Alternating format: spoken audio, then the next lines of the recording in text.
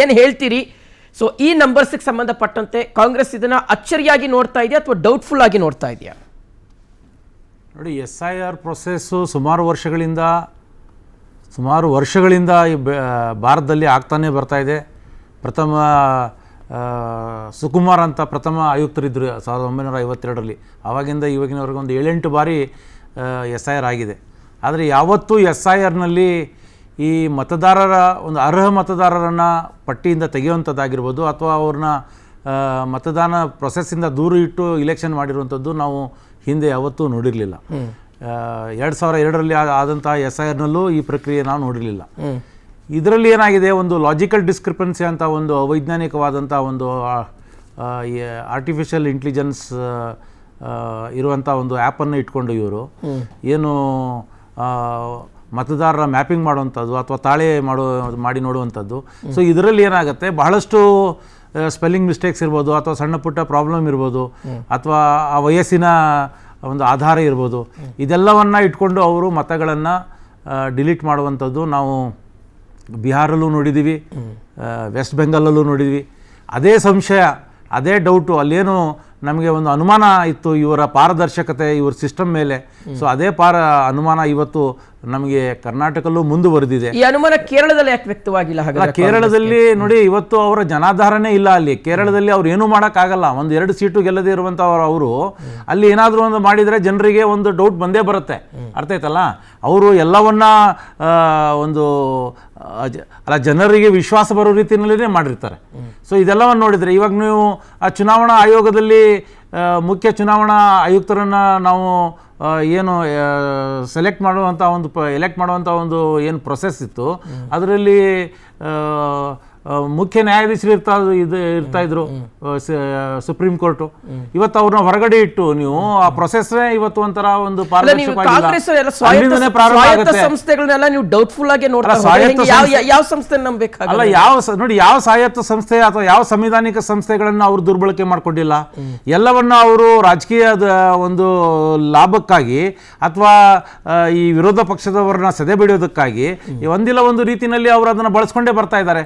ಮೇಲ್ನೋಟಕ್ಕೆ ನೀವು ನೋಡಿರ್ಬೇಕು, ಇಡಿ ಯಾವ ಥರ ಮಾಡಿದ್ದಾರೆ, IT ಯಾವ ಥರ ಮಾಡಿದ್ದಾರೆ, ಅಥವಾ CBI ಯಾವ ರೀತಿ ಮಾಡಿದ್ದಾರೆ.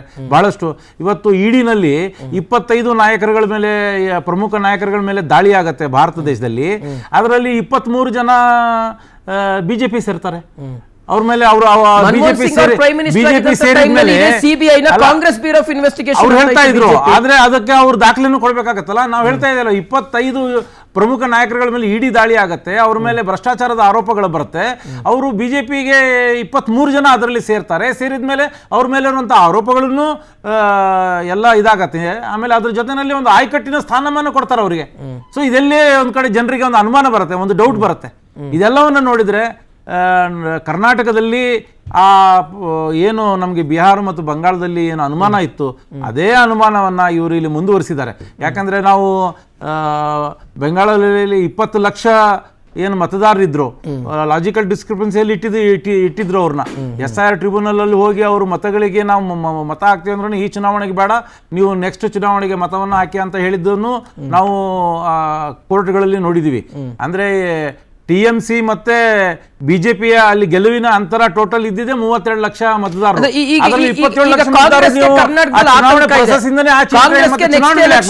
ಈ SIR ಪರಿಣಾಮ ಬೀರುತ್ತೆ, ನಾವು ಸೋತೋಗ್ಬಿಡ್ತೀವಿ ಅನ್ನೋ ಆತಂಕ ಇದೆ. ಆತಂಕ ಅಲ್ಲ ಸರ್, ಇವತ್ತು ಅರ್ಹ ಮತದಾರ ನಮ್ಮ ನೋಡಿ ಮತದಾನ ಪಟ್ಟಿಯಲ್ಲಿ ಶುದ್ಧೀಕರಣ ಮಾಡುವಂತದ್ದು ಅಥವಾ ಇವ್ರು ಹೇಳೋ ರೀತಿಯಲ್ಲಿ ಯಾರು ನುಸುಳುಕೋರಿದ್ದಾರೆ, ಹೊರಗಿನ ದೇಶದಿಂದ ಬಂದಿದ್ದಾರೆ, ಅವರೆಲ್ಲರೂ ನಮ್ಮ ದೇಶದಲ್ಲಿ ಇರುವಂತಹ ಯಾವುದೇ ಹಕ್ಕಿಲ್ಲ ಅವ್ರಿಗೆ. ಅವ್ರನ್ನ ನಾವು ಮತದಾರ ಪಟ್ಟಿಯಿಂದ ಹೊರಗಡೆ ಹಾಕಲೇಬೇಕಾಗತ್ತೆ.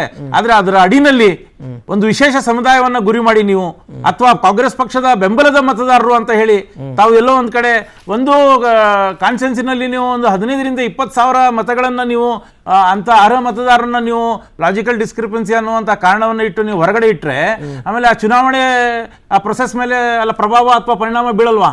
ಈಗ ನೀವು ಹೇಳ್ತಾ ಇದ್ದೀರಿ 28 ಮತದಾರ ಕ್ಷೇತ್ರಗಳಿದೆ ನಮ್ಮ ಬೆಂಗಳೂರಲ್ಲಿ.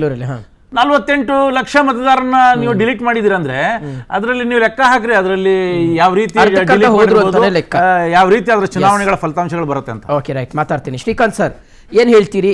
ಸೊ ಒಂದು ಈ ಬೆಂಗಳೂರಿನ ವಿಚಾರಕ್ಕೆ ಸಂಬಂಧಪಟ್ಟಂತೆ ಆಲ್ಮೋಸ್ಟ್ ಅರ್ಧದಷ್ಟು ಮತದಾರರು ಪಟ್ಟಿಯಿಂದ ಕೈ ಬಿಟ್ಬಿಡ್ತಾರೆ, ಅವ್ರು ಹೋಗ್ತಾರೆ. ಅಂದರೆ ಅವ್ರು ಏನಾಗಿದ್ದಾರೆ ಅನ್ನುವಂಥದ್ದು ಗೊತ್ತಿಲ್ಲ. ವೆದರ್ ಅವರು ಶಿಫ್ಟ್ ಆಗಿದ್ದಾರೋ, ಅವರು ಡೆತ್ ಆಗಿದೆಯೋ, ಅಥವಾ ಡಬಲ್ ಕಡೆ ಅವರ ಹೆಸರುಗಳೇನಾದರೂ ದಾಖಲಾಗಿದೆಯೋ. ಸೊ ಈ ರೀತಿಯಾಗಿ ಸಹಜವಾಗಿ ಇರ್ತಕ್ಕಂಥ ಪ್ರಶ್ನೆ. ಏನು ಹೇಳ್ತೀರಿ ತಾವು? ಓಕೆ, ನಮಸ್ಕಾರ.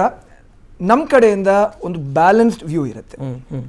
ಅಂದರೆ ನಮ್ಮ ಬೆಂಗಳೂರಿಗಾಗಿ SIR ಪ್ರಕ್ರಿಯೆ ನನ್ನ ಪ್ರಕಾರ ಇದು ಒಂದು ಖಂಡಿತ ಒಂದು ಅಗತ್ಯವಾದ ಒಂದು ಪ್ರಕ್ರಿಯೆ ಅಂತ ನಾನು ಹೇಳ್ತೀನಿ.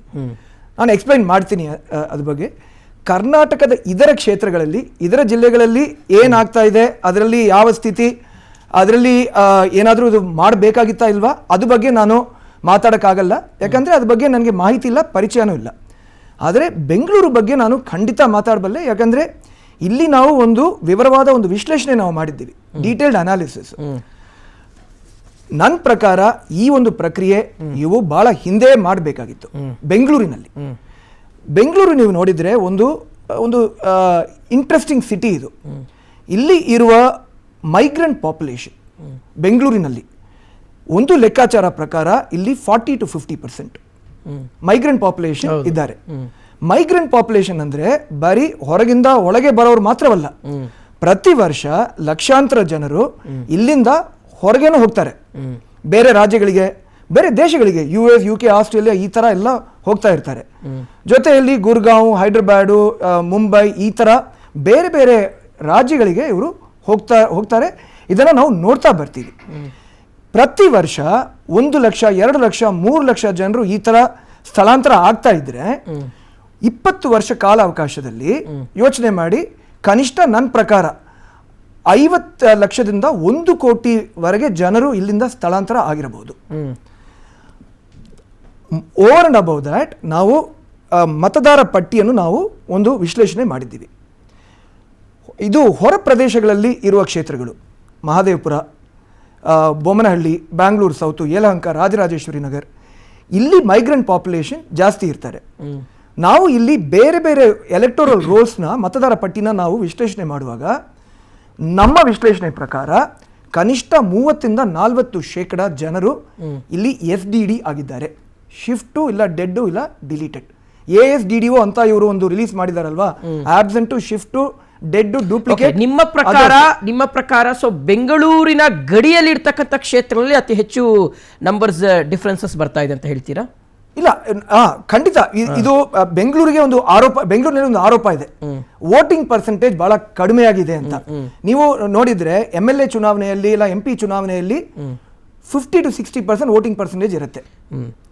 BBMP ಚುನಾವಣೆ 2015 ಅವಾಗ 40 to 50% ಇತ್ತು ಅಷ್ಟೇ. ಹೌದು. ನನ್ನ ಪ್ರಕಾರ ಇದು ಸರಿಯಾದ ಲೆಕ್ಕಾಚಾರ ಇಲ್ಲ. ಯಾಕಂದ್ರೆ ನಮ್ಮ ವೋಟರ್ ರೋಲ್ಸ್ ಬ್ಲೋಟ್ ಆಗಿಬಿಟ್ಟಿದೆ. 1 ಕೋಟಿ ಮತದಾರರು ಇದ್ದಾರೆ ಅಂತ ನಮಗೆ ಒಂದು ಲೆಕ್ಕ ಇದೆ. ನನ್ನ ಪ್ರಕಾರ ಅದರಲ್ಲಿ ಇಲ್ಲಿ ವಾಸ ಮಾಡ್ತಾ ಇರೋದು ಬರೀ 60 lakh. So which means 40 lakh ಮೂಲ ಬೆಂಗಳೂರಿಗರು ಅಂತೀರಿ ತಾವು? ಮೂಲ ಬೆಂಗಳೂರಿಗರು, ಇಲ್ಲಾಂದ್ರೆ ಯಾರಾದ್ರೂ ಇಲ್ಲಿ ಒಂದು ಪರ್ಮನೆಂಟ್ ಆಗಿ ಸೆಟ್ಲ್ ಆಗಿರೋರು. ಮೈಗ್ರೆಂಟ್ ಪಾಪ್ಯುಲೇಷನ್ ಎಲ್ಲ ಇಲ್ಲಿ ಬರ್ತಾರೆ, ಹೋಗ್ತಾರೆ. ಏನ್ ಪ್ರಾಬ್ಲಮ್ ಆಗುತ್ತಂದ್ರೆ ಇವರು ಇಲ್ಲಿ ಬಂದು ಬೇರೆ ಕಡೆ ಶಿಫ್ಟ್ ಆಗುವಾಗ ಇವರು ಫಾರ್ಮ್ 8 ಫಿಲ್ ಮಾಡಬೇಕಾಗಿತ್ತು. ಫಾರ್ಮ್ 8 ಅಂದ್ರೆ transfer from one constituency to another. ಅದಕ್ಕೆ ಬದಲಾಗಿ ಇವರು ಹೊಸದಾಗಿ ಫಾರ್ಮ್ 6 ಫಿಲ್ಅಪ್ ಮಾಡ್ತಾರೆ. ಬಟ್ ಸಮಸ್ಯೆ ಏನ್ ಗೊತ್ತಾ ಸರ್, ಫಾರ್ಮ್ 8 ಗೆ ಸಂಬಂಧಪಟ್ಟಂತೆ ಈಗ ಚುನಾವಣಾ ಆಯೋಗವೇ ಈಗ ಸದ್ಯಕ್ಕೆ ಅದಿಲ್ಲ ಅನ್ನುವಂಥ ಒಂದು ವಿಚಾರವನ್ನು ಅವರೇ ಪ್ರಸ್ತಾಪ ಮಾಡ್ತಿದ್ದಾರೆ. ಸೊ ಹಾಗಾಗಿ ಅವ್ರಿಗೆ ಏನ್ ಫಾರ್ಮ್ ಕೊಟ್ಟಿದ್ದಾರೆ, ಫಾರ್ಮ್ 6 ಏನಿದೆ ಅದನ್ನೇ ಫಿಲ್ ಮಾಡಿ ಕೊಡ್ತಾ ಇದ್ದಾರೆ ಅನ್ನುವ ವಿಚಾರ. ಇಲ್ಲ, ಅದು ಸದ್ಯಕ್ಕೆ SIR ಮೂಲಕ ಅದು ಆಗಿರುವ ಒಂದು ಪ್ರಕ್ರಿಯೆ. ನಾನು ಹೇಳ್ತಾ ಇರೋದು ಕಳೆದ 20 ವರ್ಷಗಳಿಂದ ಇಲ್ಲಿಂದ ಸ್ಥಳಾಂತರ ಆಗ್ತಾ ಇರೋರು. ಸ್ಥಳಾಂತರ ಅಂದ್ರೆ ಇನ್ನೊಂದು ವಿಷಯ ನಮ್ಗೆ ಅರ್ಥ ಆಗ್ಲೇಬೇಕು. ಇಲ್ಲಿ ಜನರು ಸೆಂಟ್ರಲ್ ಕಡೆಯಿಂದ ಹೊರ ಪ್ರದೇಶಗಳಿಗೆ ಶಿಫ್ಟ್ ಆಗ್ತಾರೆ, ಅಪಾರ್ಟ್ಮೆಂಟ್ಸ್ ಎಲ್ಲ ಕಟ್ಕೊಂಡು ಅಲ್ಲಿ ಹೋಗ್ತಾರೆ. ಆವಾಗ ಟ್ರಾನ್ಸ್ಫರ್ ಅವ್ರ ಶಿಫ್ಟಿಂಗ್ ಆಗುವಾಗ ಫಾರ್ಮ್ 8 ಫಿಲ್ ಮಾಡಬೇಕಾಗಿದೆ. ಆದ್ರೆ ಫಾರ್ಮ್ 6 ಅವರು ಫಿಲ್ ಮಾಡಿದ್ರೆ ಡೂಪ್ಲಿಕೇಟ್ಸ್ ಕ್ರಿಯೇಟ್ ಆಗುತ್ತೆ. ಅವ್ರ ಹೆಸರು ಆ ಕ್ಷೇತ್ರದಲ್ಲೂ ಈ ಕ್ಷೇತ್ರದಲ್ಲೂ ಅದು ಸೇರ್ಪಡೆ ಆಗುತ್ತೆ. ಅದರಿಂದ ಡೂಪ್ಲಿಕೇಟ್ಸ್, ಡೆಡ್ ವೋಟರ್ಸ್ ಮತ್ತು ಇದು ಶಿಫ್ಟಿಂಗು, ಡೆಡ್, ಡೂಪ್ಲಿಕೇಟು ಇವೆಲ್ಲ ಸೇರಿ ನನ್ನ ಪ್ರಕಾರ ಅಟ್ಲೀಸ್ಟ್ 40%. ಆದರೆ I will also say this, ಇವರು SIR ಪ್ರಕ್ರಿಯೆ ಇನ್ನು ಪಾರದರ್ಶಕತೆಯಿಂದ ಇವರು ಇರ್ಷಾದ್ ಅವರು ಹೇಳಿದ್ರು ಇನ್ನು ಪಾರದರ್ಶಕತೆ ಇರಬೇಕಾಗಿತ್ತ, ಖಂಡಿತ ಅದು ಇದ್ದೇ ಇರಬೇಕು. ಅದು ನಿರ್ವಹಣೆ ಮ್ಯಾನೇಜ್ಮೆಂಟ್ ಅದು I think it was very bad. ಇವರು BLOಸ್ಗೆ ಸರಿಯಾಗಿ ತರಬೇತಿ ಕೊಟ್ಟಿಲ್ಲ, ಅವ್ರಿಗೆ ಇನ್ಸ್ಟ್ರಕ್ಷನ್ ಸರಿಯಾಗಿ ಕೊಟ್ಟಿಲ್ಲ. ಮತ್ತೆ ನನ್ಗೂ ಸ್ವಲ್ಪ ಅನುಮಾನ ಇದೆ. ಆಮೇಲೆ ಎಲ್ಲಂದ್ರಲ್ಲಿ ಒಂದತ್ರ ಗುಡ್ಡೆ ಹಾಕೊಂಡು ಜನರನ್ನ SIR ಮಾಡ್ತಾ ಇದ್ದಾರೆ ಅನ್ನುವ ಆರೋಪ, ವೆದರ್ ಅದನ್ನ ಯಾವ ರೀತಿಗೆ ನೋಡ್ತೀರಿ? ಅದ್ರ ಬಗ್ಗೆ ನನಗೆ ಅಷ್ಟು ಮಾಹಿತಿ ಇಲ್ಲ, ಅದ್ರ ಬಗ್ಗೆ ನಾನು ಹೇಳಕ್ ಆಗಲ್ಲ. ಬಟ್ ದೊಡ್ಡ ಮಟ್ಟದಲ್ಲಿ ಇದು ನಿರ್ವಹಣೆ ಇನ್ನೂ ಚೆನ್ನಾಗಿ ಇವ್ರು ಮಾಡಿರಬಹುದಾ? ಖಂಡಿತ ಮಾಡಿರಬಹುದು. ಇನ್ನು ಪಾರದರ್ಶಕತೆಯಿಂದ ಮಾಡಿರಬಹುದಾ? ಇವರು ಏನಾದ್ರೂ ಪಕ್ಷದಿಂದ ಪ್ರಶ್ನೆ ಕೇಳಿದ್ರೆ ಅದಕ್ಕೆ ಸರಿಯಾದ ಉತ್ತರ ಕೊಟ್ಟು ಒಂದು ಪಾರದರ್ಶಕತೆ ತೋರಿಸಿದ್ರೆ ಅವ್ರಿಗೆ ಇರುವ ಅನುಮಾನ, ನಮ್ಗೆ ಇರುವ ಅನುಮಾನ ಅಲ್ಲೇ ಅದು ಕ್ಲೋಸ್ ಆಗ್ಬಿಡುತ್ತೆ. Okay okay. ಮತ್ತಿಬ್ರು ಗೆಸ್ಟ್ ನಮ್ಮನ್ನ ಜಾಯ್ನ್ ಆಗಿದ್ದಾರೆ. ಬಿಜೆಪಿ ವಕ್ತಾರರಾಗಿರುವಂತಹ ಯದುಕುಮಾರ್ ಅವರು ಇದ್ದಾರೆ ಸರ್, ಕಾರ್ಯಕ್ರಮಕ್ಕೆ ಸ್ವಾಗತ. ಮಗದೊಂದು ಕಡೆ AP ವಕ್ತಾರರಾಗಿರುವಂತಹ ಬಸವರಾಜ ಮುದಿಗೌಡರು ಇದ್ದಾರೆ ಸರ್, ಕಾರ್ಯಕ್ರಮಕ್ಕೆ ಸ್ವಾಗತ. ನಾನು ಬಿಜೆಪಿ ವಕ್ತಾರರಿಂದ ಮುಂದುವರಿಸ್ತೀನಿ. ಯದುಕುಮಾರ್ ಸರ್, ಯಾವ ರೀತಿಯಾಗಿ ನೋಡ್ತೀರಿ ಈ ನಂಬರ್ಸ್ ಡಿಲೀಟ್ ಅಂತ ಹೇಳಲಿಕ್ಕೆ ಆಗ್ಲಿ, ಯಾಕಂದ್ರೆ ಇನ್ನು ಪಟ್ಟಿ ಫೈನಲ್ ಆಗಿಲ್ಲ, ಪರಿಷ್ಕರಣೆ ಇನ್ನು ಫೈನಲ್ ಆಗಿಲ್ಲ ಅನ್ನುವಂಥದ್ದು. ನಿನ್ನೆ ಅನ್ಬುಕುಮಾರ್ ಅವರು ಕೊಟ್ಟಿರ್ತಕ್ಕಂಥ ಈ ನಂಬರ್ಸ್ ಏನಿದೆಯಲ್ಲ ಸಹಜವಾಗಿ ಆತಂಕವನ್ನು ಮೂಡಿಸ್ತಾ ಇದೆ. ಬಿಜೆಪಿ ಇದನ್ನು ಯಾವ ರೀತಿಯಾಗಿ ನೋಡ್ತಾ ಇದೆ? ಸರಿ, SIR ಪ್ರಕ್ರಿಯೆ ಪ್ರಾರಂಭಗೊಂಡಾಗ ಹಲವಾರು ಇದು ಬಂತು ಡೀಟೇಲ್ಸ್ ಮುಖಂಡರಿಂದ. ಇದು ಸ್ಟಾರ್ಟ್ ಮಾಡಬೇಕಾದಾಗ ರಾಜ್ಯದ ಮುಖ್ಯಮಂತ್ರಿಗಳನ್ನೇ ಸ್ಟಾರ್ಟ್ ಮಾಡಬೇಕಾದಾಗ ಹೇಳಿದಂಥದ್ದು ದಿಸ್ ಪ್ರೋಸೆಸ್ ಇಸ್ ಗುಡ್, ಇದು ಕಂಟಿನ್ಯೂ ಮಾಡಬೇಕು, ಎಲ್ಲರೂ ಇದರಲ್ಲಿ ಸಕ್ರಿಯವಾಗಿ ಪಾಲ್ಗೊಳ್ಬೇಕು ಅಂತ. ಅಂದ್ರೆ ಯಾವ ಆಡಳಿತ ಪಕ್ಷ ರಾಜ್ಯದಲ್ಲಿದೆ, ರಾಜ್ಯದ ಮುಖ್ಯಮಂತ್ರಿ ಈ ಒಂದು ಪ್ರಕ್ರಿಯೆಗಳಿಗೆ ಅವ್ರಿಗೂ ಹಲವಾರು ಮಾಹಿತಿಗಳು ಇದ್ದೇ ಇರುತ್ತೆ, ಆ ಮಾಹಿತಿಗಳನ್ನ ಸಂಗ್ರಹ ಮಾಡಿನೇ ಅವ್ರಿದ್ದ ಇದಕ್ಕೆ ಚಾಲನೆ ಕೊಡಿ ಅಂತ ಹೇಳಿದಂಥದ್ದು, ಚಾಲನೆ ಆಗಿದಂಥದ್ದು. ಅದಾದ್ಮೇಲೆ ಆಗಿದ್ದಂಥದ್ದು ಏನಂತ ತಾವು ನೋಡಿದ್ದೀರಾ, ನಾವು ಡಿಸ್ಕಸ್ ಮಾಡಿದ್ದೀವಿ. ಯಾಕೆಂದ್ರೆ ಶುರುವಾದ ಕೆಲವು ದಿನಗಳಲ್ಲಿ, ಅಂದ್ರೆ ಜೂನ್ 29ನೇ ತಾರೀಕು ಆದ್ಮೇಲೆ ಕೆಲವು ದಿನಗಳಲ್ಲಿ ಆತಂಕದಾಗಬಹುದು, ಮತ್ತೆ ಗುಂಪಾಗಿ ಯಾವ ಕ್ಷೇತ್ರದಲ್ಲಿ ಗುಂಪಾಗಿ ಈ ಒಂದು SIR ಪ್ರಕ್ರಿಯೆ ರಿಮ್ಯುನರೇಷನ್ ಫಾರ್ಮ್ಸ್ ನ ಕೊಡುವಂಥದ್ದು, ಡಿಸ್ಟ್ರಿಬ್ಯೂಟ್ ಮಾಡುವಂಥದ್ದಾಗ್ಬೋದು, ಆಗಿರುವಂಥದ್ದು ನೋಡಿದ್ದೀವಿ. ಅದೆಲ್ಲ ಆಗಿರುವಂಥದ್ದು ಯಾರು ಆಡಳಿತ ಪಕ್ಷದ ಕಾಂಗ್ರೆಸ್ಸಿನ ಯಾರು ಶಾಸಕರಿದ್ದಾರೋ, ಅದು ಚಾಮರಾಜಪೇಟೆ ಆಗ್ಬೋದು, ಶಿವಾಜಿನಗರ ಆಗ್ಬೋದು, ಬೇರೆ ಬೇರೆ ಇದರಲ್ಲಿ ಅದನ್ನ ವಿಡಿಯೋ ಸಮೇತ ನಾವು ಮಾಧ್ಯಮಗಳಿಗೆ ಕೊಟ್ಟಿದ್ದಂತ ಪಟ್ಟಿಯಿಂದ ಹೆಸರು ಕೈ ಬಿಟ್ಟು ಹೋಗ್ಬಿಡುತ್ತೆ ಅಂತ ಆತಂಕ ವ್ಯಕ್ತಪಡಿಸೋದು ತಪ್ಪೇ ಹಾಗಾದ್ರೆ? ಸರ್, ನಾನು ಕಂಪ್ಲೀಟ್ ಮಾಡಿಲ್ಲ, ಇಂಟರಪ್ಟ್ ಮಾಡಬೇಡಿ ಪ್ಲೀಸ್. ನಾವು ಅದನ್ನ ಕೊಟ್ಟಿದಂತ ಅಂದ್ರೆ ರೆನ್ಯುಮಿನೇಷನ್ ಫಾರ್ಮ್ಸ್ ಯಾವಾಗ ಕೊಡ್ತಾರೆ ಅಂದ್ರೆ ಪ್ರತಿ ಮನೆಗೂ ಒಬ್ಬ BLOಗೆ ಕೊಟ್ಟಿರುವಂತ ಇನ್ಸ್ಟ್ರಕ್ಷನ್ಸ್. ನಾವು ಯಾವ ಎಲೆಕ್ಷನ್ ಕಮಿಷನ್ ಪರವಾಗಿ ಮಾತಾಡ್ತಾ ಇಲ್ಲ, ನಾನು ಆಡಳಿತ ಭಾರತೀಯ ಜನತಾ ಪಾರ್ಟಿ, ನಾನು ಒಬ್ಬ BLA 2 ಆಗಿ ಕ್ಷೇತ್ರದಲ್ಲಿ ಕೆಲಸ ಮಾಡಿರೋ ಇದು ಮಾಡ್ತಾ ಇರುವಂತದ್ದು. ಪ್ರತಿಯೊಬ್ಬ BLOಗೂ ಟ್ರೈನ್ ಕೊಟ್ಟಿರ್ತಾರೆ ಎನ್ಯುಮಿರೇಷನ್ಸ್ ಫಾರ್ಮ್, ಡೈರೆಕ್ಟ್ ಆಗಿ ಹೋಗಿ ನೀವು ಮನೆಗೆ ಕೊಡಬೇಕು ಅಂತ. ಎನ್ಯುಮಿರೇಷನ್ಸ್ ಫಾರ್ಮ್ ನ ನೀವು ಗುಂಪಾಗಿ ಬಂದ್ಬಿಟ್ಟು ಯಾವ್ದಾವ್ದೋ ಕ್ಷೇತ್ರದಲ್ಲಿ ಒಂದು ಜಾಗದಲ್ಲಿ ಕುತ್ಕೊಂಡು ಕೊಡೋ ಅಂತದಂದ್ರೆ ಅವಾಗ ಆ ವ್ಯಕ್ತಿ ಅಲ್ಲಿ ಇದಾನ ಇಲ್ವಾ ಅಂತ ನೀವು ಯಾವ ರೀತಿ ಖಾಸಗಿ ಬಿಡ್ಕೊಂತೀರಾ? ಅಲ್ಲಿ ಹೋಗ್ಬೇಕು ತಾನೆ ಮನೆಗದಲ್ಲಿ. ನಾವು ಇದ್ರ ಬಗ್ಗೆ ನಾವು ಚುನಾವಣಾ ಆಯೋಗಕ್ಕೆ ಕಂಪ್ಲೇಂಟ್ ಕೊಟ್ಟಿದ್ದಂಥದ್ದು, ಈ ತರ ಗುಂಪಾಗಿ ಮಾಡಬೇಡಿ, ಮನೆಯಲ್ಲಿ ನೀವಿದ್ದೀರಾ ಅಂತಂದ್ರೆ ನಿಮಗೆ ಕೊಡಬೇಕು, ನಿಮ್ಮ ಕುಟುಂಬದವ್ರು ಯಾರಿದ್ದಾರೆ ಅಂತ ಪರಿಶೀಲನೆ ಮಾಡಿ ಕೊಡಬೇಕು. ಇದನ್ನ ಮಾಡಿದಂಥದ್ದು ಈ ತರ ಪ್ರೋಸೆಸ್ ನ ಅಂದ್ರೆ ಪ್ರಜಾಪ್ರಭುತ್ವ. ಸರ್, ನಮ್ದು ಕ್ಲಿಯರ್ ಆಗಿರುವಂತದ್ದು ಮತದಾನ ಶುದ್ಧೀಕರಣ, ಅರ್ಹ ಮತದಾರ ಅದು ಒಬ್ಬ ಮತದಾರ ಸಿಸ್ಟಮ್ ಅಲ್ಲಿ ಇರಬೇಕು, ಅನರ್ಹ ಅದು ಯಾವುದೇ ರಾಷ್ಟ್ರದ ಪ್ರಜೆ ಆಗಿಲ್ದೇ ಇರೋನು ಈ ಒಂದು ಮತದಾರರ ಪಟ್ಟಿಯಲ್ಲಿ ಇರಬಾರ್ದು. ಡ್ರಾಫ್ಟ್ ರೋಲ್ ಅಲ್ಲಾಗ್ಲಿ ಫೈನಲ್ ರೋಲ್ ಅಲ್ಲಾಗ್ಲಿ ಇರಬಾರ್ದು. ಇದು ವೆರಿ ಸ್ಪಷ್ಟ. ಎಲ್ಲೆಲ್ಲಿ ಈ ತರ ಬೇರೆ ವ್ಯತ್ಯಾಸಗಳಾಗಿದ್ಯೋ ಚುನಾವಣಾ ಆಯೋಗಕ್ಕೆ ಅದು ಜಿಲ್ಲಾವಾರು ಆಗ್ಬೋದು, ಕ್ಷೇತ್ರವಾರು ಆಗ್ಬೋದು, ಇಲ್ಲ ಬೆಂಗಳೂರು ಜಿಲ್ಲೆಗಳಲ್ಲಿ ನಾವು ಹಲವಾರು ಕಂಪ್ಲೇಂಟ್ಸ್ ಗಳು ಕೊಟ್ಟಿರುವಂತದ್ದು, ಇದು ಮಾಡಿರುವಂತದ್ದು. ಮತ್ತೆ ಇವ್ರು ಹೇಳ್ತಾ ಇದ್ರು ಸರ್, ಇವಾಗ ಸಿಸ್ಟಮ್ ನಲ್ಲಿ ಹೇಳ್ತಾ ಇರೋಂಥದ್ದು ಈಗ ಡೆಡ್ ಬಗ್ಗೆ ಒಂದು ಶಿಫ್ಟೆಡ್ ಅಂತ ಹೇಳಿ ಮಾಡುವಂಥದ್ದು ದೊಡ್ಡ ಒಂದು ನಂಬರ್ಸ್ ಕೊಟ್ಟಿದ್ದಾರೆ, ASD ನಂಬರ್ಸ್ ಕೊಟ್ಟಿದ್ದಾರೆ. ಸರ್, ಇವಾಗ ಪ್ರತಿ ರಾಜಕೀಯ ಪಕ್ಷದ ಅಂದ್ರೆ ರಾಷ್ಟ್ರೀಯ ಪಕ್ಷಗಳು ಯಾರಿದ್ದಾರೋ ಅವ್ರಿಗೆ ಟ್ರೈನಿಂಗು ಕೊಟ್ಟಿದ್ದಾರೆ. ಚುನಾವಣಾ ಆಯೋಗ ಅವ್ರ ಜೊತೆ ಹಲವಾರು ಸಭೆಗಳನ್ನು ಮಾಡಿದ್ದಾರೆ.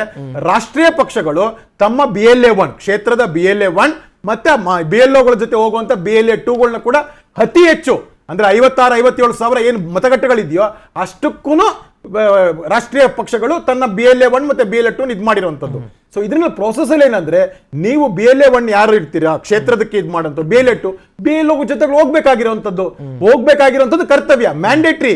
ಆದ್ರೆ ಅವ್ರು ಹೋಗ್ತಾರಾ ಬಿಡ್ತಾರಾ ರಾಜಕೀಯ ಪಕ್ಷಗಳ BLA 1ಗಳು ಅದು ಅವ್ರಿಗೆ ಬಿಟ್ಟಿದ್ದಂಥದ್ದು. ಆದ್ರೆ ಕೆಲವು ಕ್ಷೇತ್ರಗಳು ನಾವು ನೋಡಿದಂತದ್ದು ಬೇರೆ ಬೇರೆ ಕ್ಷೇತ್ರಗಳ ಜವಾಬ್ದಾರಿ ವಹಿಸುವಂತಾಗ ಪ್ರತಿ BLO ಜೊತೆಗೆ 2 ರಾಜಕೀಯ ಪಕ್ಷಗಳು ಅಂದ್ರೆ ಮಾನ್ಯತೆ ಪಡೆದ ರಾಜಕೀಯ ಪಕ್ಷಗಳು JDS ಆಗಿರ್ಬೋದು, ಆಮ್ ಆದ್ಮಿ ಆಗಿರ್ಬೋದು, ಕಾಂಗ್ರೆಸ್ ಆಗಿರ್ಬೋದು ಹೋಗಿದ್ದಾರೆ.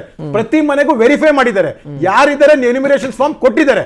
ಡೆಡ್ ಆಗಿರೋರ್ನ ಕೇಳಿದಾರೆ BLO ಆಫೀಸರ್ ಕೇಳಿರೋಂಥದ್ದು ಡೆಡ್ ಆಗಿದ್ರೆ ಅವ್ರದ್ದು ಹಾಗೆ ಡೆಡ್ ಅಂತ ಬರ್ಕೊಳಕ್ ಆಗಲ್ಲ, ಸರ್ಟಿಫಿಕೇಟ್ ಒಂದು ಕೊಡಿ, ಅದ್ರ ಮೇಲೆ ಅಟ್ಯಾಚ್ ಮಾಡ್ತೀವಿ, ಸರ್ಟಿಫಿಕೇಟ್ ಕೊಡಿ. ಶಿಫ್ಟ್ ಆಗಿದ್ರೆ ಎಲ್ಲಿ ಶಿಫ್ಟ್ ಮಾಡಿದ್ದಾರೆ ಅವರು ಈ ಒಂದು ಪ್ರೋಸೆಸ್ ಅಲ್ಲಿ ಬರಲ್ಲ, ಎಲ್ಲಿ ಮಾಡಿದಾರೋ ನೆಕ್ಸ್ಟ್ ಪ್ರೋಸೆಸ್ ಇವಾಗ 8ನೇ ತಾರೀಕು ಮುಗಿದು ನೆಕ್ಸ್ಟ್ ಪ್ರೋಸೆಸ್ ಅಂದಾಗ ಅವಾಗ ಹೊಸದಾಗ ಅವ್ರು ಜಾಯ್ನ್ ಆಗ್ಬೇಕಾಗುತ್ತೆ. ಈ ಪ್ರೋಸೆಸ್ ಎಲ್ಲ ಮಾಡಿದ್ದಾರೆ. ಆಮೇಲೆ 3 ಬಾರಿ ಕೂಡ ಮನೆಗೆ ಹೋಗಿ ಸಿಗದವರನ್ನ ರೆಡ್ ಸ್ಟಿಕರ್ ಹಾಕಿ ಅನ್ಟ್ರೇಸಬಲ್ ಅಂತ ಇದ್ ಮಾಡಿರುವಂತದ್ದು ಇದೆ. ಅಂದ್ರೆ ನಾನು ಈ ಪ್ರೋಸೆಸ್ ಎಲ್ಲ ನೋಡಿರುವಂತದ್ದು. ಆಮೇಲೆ ಸರ್ ಹೇಳ್ತಾ ಇದ್ರು ಬೇರೆ ರಾಜ್ಯದಿಂದ ಬಂದ, ಸರ್ ಬೇರೆ ರಾಜ್ಯದಿಂದ ಬಂದು ಇಲ್ಲಿ ಆಗಿರುವಂತದ್ದು ಕೆಲವು, ನಾನು ಉದಾಹರಣೆಗೆ ಬಂದಾಗ ಬಿಹಾರಲ್ಲಿ ರಿಜಿಸ್ಟರ್ ಆಗಿರ್ತಾರೆ, ಇಲ್ಲಿ ಬಂದಾಗ ಆ ಎನ್ಯುಮಿನೇಷನ್ ಫಾರ್ಮ್ ಇಲ್ಲಿ ಆಲ್ರೆಡಿ ಎನ್ರೋಲ್ಡ್ ಇನ್ ಬಿಹಾರ್ ಅಸೆಂಬ್ಲಿ ಎಲೆಕ್ಷನ್ಸ್ ಅಂತ ಮಾರ್ಕ್ ಹಾಕಿದೆ. ಅಂದ್ರೆ ಯಾವ್ರಿಗೆ ಇಲ್ಲಿ ಇಲ್ಲ ಅಂದ್ರೆ ನಾವು ನೋಡಿದಂತದ್ದು ಅಂದ್ರೆ ಕ್ಲಿಯರ್ ಕಟ್ ಆಗಿ ಅನರ್ಹ ಮತದಾರನ್ ಯಾರನ್ನೂ ಸೇರಿಸಲ್ಲ. ಆದ್ರೆ ನಾವು ಕೇಳೋದೇನ್ ಗೊತ್ತಾ ಸರ್, ನೀವು ಗುಂಪು ಗುಂಪಾಗಿ ಮಾಡಿದಂತದ್ರಲ್ಲೇನೆ ಜನರಲ್ಲಿ ಆತಂಕ ಮೂಡಿಸಿದಂತದ್ದು, ವ್ಯತ್ಯಾಸಗಳಾಗಿದ್ದಂಥದ್ದು ಈ ತರದಾಗಿರ್ಬೇಕಾದಾಗ ಆ ಒಂದು ಪ್ರೋಸೆಸ್ ಜನರಿಗೆ ಆತಂಕ ಪಡಿಸಿದಿರಾ, ಏನೋ SIR ದೊಡ್ಡದಾಗ ಆಗ್ಬಿಡುತ್ತೆ, ಏನೋ ಇದಾಗ್ಬಿಡುತ್ತೆ, ಆ ತರ ಆತಂಕ ಪಡಿಸಿದಂತದ್ದು ಕಾಂಗ್ರೆಸ್. ಅದನ್ನ ಜನರಲ್ ಅದು ಇನ್ನ ಏನೋ ನಮ್ಮ ಇದು ಬೆನಿಫಿಟ್ಸ್ ಇನ್ನೊಂದು ಹೇಳಿದ್ರು, SIR ನಲ್ಲಿ ಇನ್ಕ್ಲೂಡ್ ಆಗಿಲ್ಲ ಅಂದ್ರೆ ಗ್ಯಾರಂಟಿ ಸಿಗಲ್ಲ. ಅಂದ್ರೆ ನೀವು ಇನ್ಫ್ಲೂಯೆನ್ಸ್ ಮಾಡ್ದಂಗೆ ಅಲ್ವಾ ಸರ್, ಇದರಲ್ಲಿ ಜನರಿಗೆ ಆತಂಕ ಪಡಿಸಿದಂಗೆ. SIR process very simple process sir. ಅದನ್ನ ಅರ್ಥ ಮಾಡ್ಕೊಂಡು ರಾಜಕೀಯ ಪಕ್ಷಗಳಾಗ್ಬೋದು ಮಾಡಿದ್ರೆ ಅದನ್ನ ವೈಭವೀಕರಿಸುವಂತದ್ದು ಅಲ್ಲ, ಅದು ಆತಂಕ ಪಡಿಸುವಂತದಾಗ ಅದು ಪ್ರೋಸೆಸ್ ಫೇಲ್ ಆಗುತ್ತೆ. ರೈಟ್ ಬಸವರಾಜ್ ಸರ್, ಈಗ ಒಂದು ಆಮ್ ಆದ್ಮಿ ಪಕ್ಷ ಇದನ್ನು ಯಾವ ರೀತಿಗೆ ನೋಡ್ತಾ ಇದೆ ಅಂತ, ಯಾಕಂದ್ರೆ ಈಗ ಕೇಜ್ರಿವಾಲ್ ಅವರು ಇದಕ್ಕೆ ತಮ್ಮ ವಿರೋಧವನ್ನ ವ್ಯಕ್ತಪಡಿಸಿದ್ದುಂಟು ಮತ್ತು ಅಲ್ಪಸಂಖ್ಯಾತ ಮತಗಳು ಎಲ್ಲೋ ಒಂದು ಕಡೆ ಬೇಕು ಅಂತಲೇ ಟಾರ್ಗೆಟ್ ಮಾಡಿ ಈ ರೀತಿಯಾಗಿ ಪ್ರಕ್ರಿಯೆ ಮಾಡ್ತಾ ಇದ್ದಾರೆ ಅಂತ ತಾವೇನು ಹೇಳ್ಬೋದು? ಬಿಜೆಪಿ ವಕ್ತಾರರು ಸಿಇಒ ಎಲೆಕ್ಷನ್ ಕಮಿಷನ್ ಪರವಾಗಿ ತಮ್ಮ ಮಂಡನೆ ಅಲ್ಲಿ ಇಟ್ಟಾಗ ಸ್ಪಷ್ಟನೆ ಮಾಡಿದೆ ಸರ್, ನಾನು ಎಲೆಕ್ಷನ್ ಕಮಿಷನ್ ಬಗ್ಗೆ ಮಾತಾಡ್ತಾ ಇಲ್ಲ, ನಾನೊಬ್ಬ ಬಿಜೆಪಿ ಕಾರ್ಯಕರ್ತ ಆಗಿ PLA 2 ಆಗಿ ನಾನು ಪಾಲಿಸಬೇಕು ಅಂತ ಹೇಳ್ತಾ ಹೇಳ್ತಾ ಇದ್ದೀನಿ ಸರ್. ನೀವು ಒಬ್ಬ ಬಿಜೆಪಿ ಕಾರ್ಯಕರ್ತವಾಗಿ BLA 2 ಆಗಿ ಎಲ್ಲಾ ಸರಿಯಾಗಿ ನಡೆದಿದೆ ಅಂತ ಎಲೆಕ್ಷನ್ ಕಮಿಷನ್ ದವ್ರು ಹೇಳಿದಾಗ ಎಲೆಕ್ಷನ್ ಕಮಿಷನ್ ನಿಜವಾದ ಸ್ವಾಯತ್ತ ಸಂಸ್ಥೆನ ಅನ್ನೋದು ಒಂದು ಡೌಟ್ ಬರುತ್ತೆ. ಅದೇ ಡೌಟ್ನ ಅರವಿಂದ್ ಕೇಜ್ರಿವಾಲ್ ಅವರು ಹೇಳಿರೋದು. ಯಾಕೆ ಅಂತ ನಾನು ಹೇಳ್ತೀನಿ. ಈಗ ಇಷ್ಟೆಲ್ಲ ಪ್ರೊಸೆಸ್ ಹೇಳಿದ್ರಲ್ಲ, ಇದರಲ್ಲಿ ಮೇನ್ ಏನು ಗೊತ್ತಾ ಸರ್, ಎನ್ಯೂಮರೇಷನ್ ಫಾರ್ಮು ಸೈನ್ ಆಗಿ ವಾಪಸ್ಸು ಎಲೆಕ್ಷನ್ ಕಮಿಷನ್ಗೆ ಬಂದರೆ ಆ ವೋಟರ್ ಡ್ರಾಫ್ಟ್ ರೋಲಲ್ಲಿ ಇರ್ತಾನೆ, ಬರಲಿಲ್ಲ ಅಂದರೆ ಇರಲ್ಲ. ಸಿಂಪಲ್ಲ, ಕರೆಕ್ಟ್. ಆದರೆ ಆ ಎನ್ಯೂಮರೇಷನ್ ಫಾರ್ಮು ಆ ವೋಟರ್ಗೆ ತಲುಪಿಸಲೇಬೇಕು ಅನ್ನುವಂಥ ಮ್ಯಾಂಡೇಟರಿ ಏನಿದೆ, ಅಕೌಂಟಬಿಲಿಟಿ ಎಲ್ಲಿದೆ, BLO ಕೆಲಸ ಮಾಡ್ಲೇಬೇಕಂತ ಎಲ್ಲಿದೆ, ಮಾಡ್ತಾ ಇದಾರಾ ಅನ್ನೋದು ಮಾಡ್ತಾ ಇಲ್ವಲ್ಲ.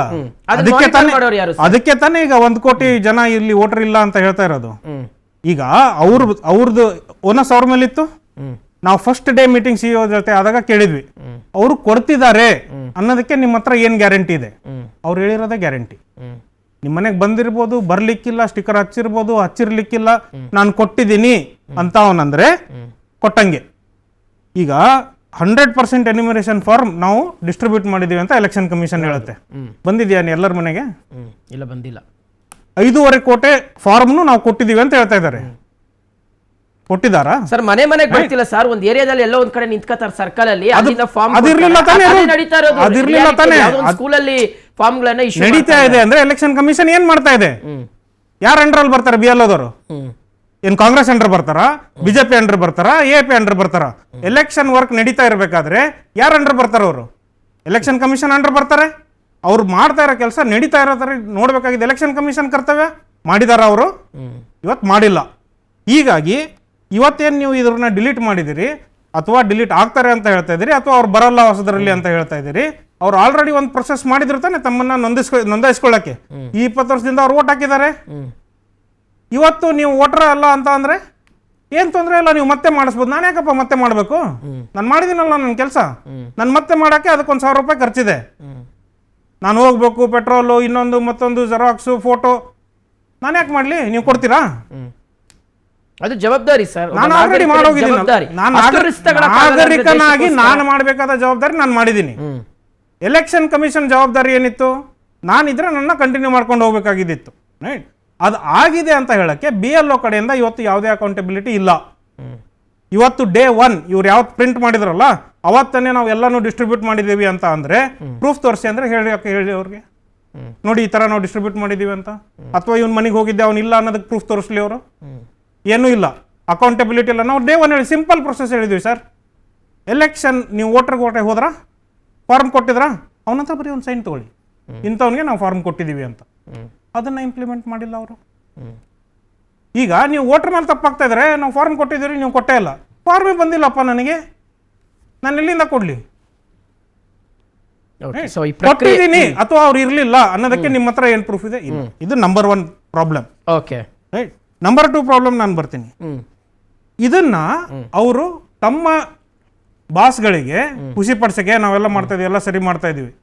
ಅವು BLOಗಳ ಮೇಲೆ ಒತ್ತಡ ಇರೋದು, ಮಾಡೀನಿ ಅಂತ ಹೇಳಿ, ಮಾಡೀನಿ ಅಂತ ಹೇಳಿ, ಮಾಡೀನಿ ಅಂತ ಹೇಳಿ, ಮಾಡೀನಿ ಅಂತ ಹೇಳಿ. ನಿಮ್ಗೇನು ನಾವು ಕೇಳಲ್ಲ. ಯಾವ್ದಾದ್ರು BLO ಹತ್ರ ಇವರು ಈಗ ಜನರ ಹತ್ರ ಒಂದು ಅಫಿಡೇವಿಟ್ ತಗೊಂಡಿದ್ದಾರೆ. ಆ ಫಾರ್ಮಲ್ ಸೈನ್ ಮಾಡ್ಕೊಟ್ರೆ ಅಫಿಡೇವಿಟ್ ತಾನೆ, ನಾನು ಈ ತರ ಇದೆ, ಇದು ಸರಿ ಮಾಹಿತಿ ಇಲ್ಲ ಅಂದ್ರೆ ದಂಡೆಗೆ ನಾನು ತಗೊಳ್ತೀನಿ ಅಂತ. ಇವರು BLO ಹತ್ರ ಅಫಿಡೇವಿಟ್ ತಗೊಂಡಿದಾರ, ನಾನು ಎಲ್ಲರಿಗೂ ಕೊಟ್ಟಿದ್ದೀನಿ, ಇರದೇ ಇರೋರು ಯಾರು ಅಲ್ಲಿ ಇಲ್ಲೇ ಇಲ್ಲ, ಅಲ್ಲಿ ಇಲ್ಲ ಅಂದ್ರೆ ನನ್ನ ಬೇಕಂದ್ರೆ ನನ್ನ ನೌಕರಿ ಅಫಿಡೇವಿಟ್ ತಗೊಂಡಿದ್ದಾರೆ. ಚುನಾವಣಾ ಆಯೋಗದ ಜವಾಬ್ದಾರಿ ಎಷ್ಟಿದೆಯೋ ರಾಜ್ಯ ಸರ್ಕಾರದ ಜವಾಬ್ದಾರಿಯೂ ಅಷ್ಟೇ ಇದೆ, ಪಾರ್ಷಿಯಲ್ ಜವಾಬ್ದಾರಿ ಅಷ್ಟೇ ಇದೆ. ಯಾಕಂದ್ರೆ BLOಗಳನ್ನ ಇವತ್ತು ಚುನಾವಣಾ ಆಯೋಗದ ಕೆಲಸಕ್ಕೆ ಕೊಡುವಂಥದ್ದೇ ರಾಜ್ಯ ಸರ್ಕಾರ. ಅದರಲ್ಲೂ ಸಾಕಷ್ಟು ಗೊಂದಲಗಳು ನಿರ್ಮಾಣ ಆಗಿರೋದನ್ನ ನಾವು ಗಮನಿಸ್ತಾ ಇದ್ದೀವಿ. ಓಕೆ, ಚರ್ಚೆ